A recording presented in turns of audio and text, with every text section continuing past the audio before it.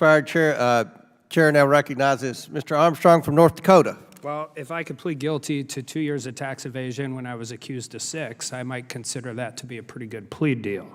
And let's talk about what this is and what it's supposed to be. Mr. Shapley, I think you were going to testify that IRS criminal tax attorneys are advisory only, and often DOJ prosecutors disagree with the IRS tax attorneys. Is that probably an accurate statement? Yes, it's an accurate statement.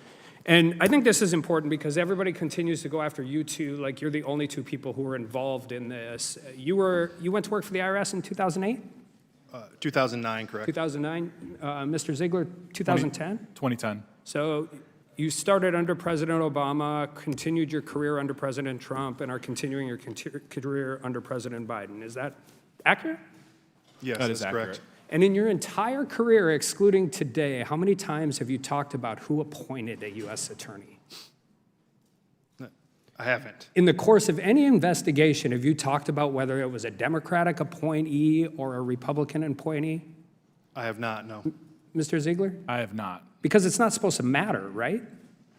And that's why you have line U.S. attorneys that also go across administrations and work through Republican administrations, Democratic administrations, and that's the part of your investigative team.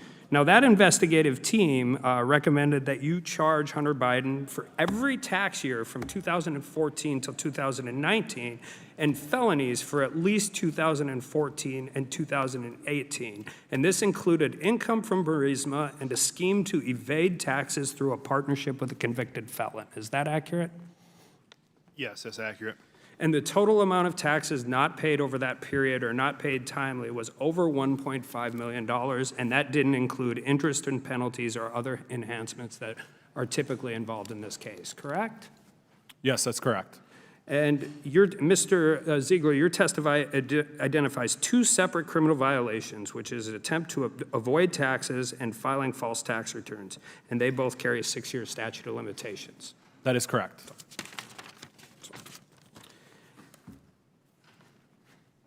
And Mr. Shapley, you stated that the purposeful exclusion of the 2014 and 2015 tax years sanitized the most substantial criminal conduct and concealed material facts. Can you expound on that a little bit? So yeah, that statement made to the House Ways and Means Committee was in reference to the income from Burisma that was not reported, and therefore, if it wasn't reported, it wouldn't be on a statement of facts, and it would be completely left off the official record.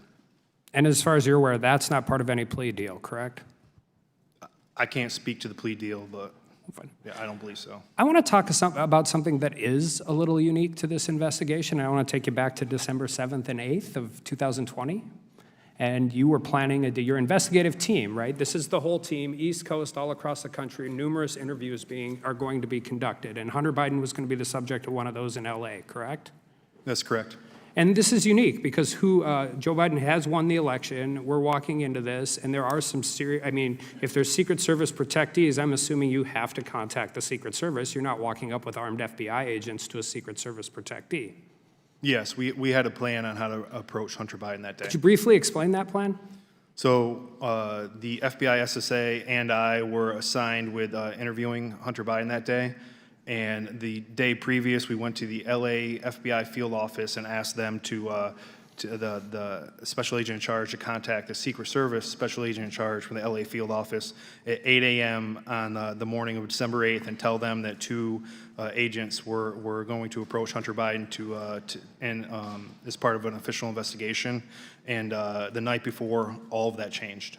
And all of that changed because FBI headquarters and Secret Service headquarters coordinated, and that information had gotten out to everybody the night before. And we can talk about whether it's a highly political investigation and all of those different things, but there's another group of people that was made aware of that the night before, wasn't there? Yeah, that's correct. And that would be the transition team. That's correct. And the transition team is a political operation set up to help the president-elect vet cabinet employees, work on inauguration, do all of those things. Is that your understanding? Generally, yes. They have any special investigative powers I don't know about? Not that I would know of. In your entire history and working in history with the IRS, you ever worked with a transition team of a president to help set up an interview with a subject of a criminal investigation? I have not. Last question. Did you ever get to interview Hunter Biden? We did not interview him. Thank you. I yield back. Gentleman yields back. Chair now recognizes Ms. Ocasio-Cortez for 5 minutes plus the 2.5 minutes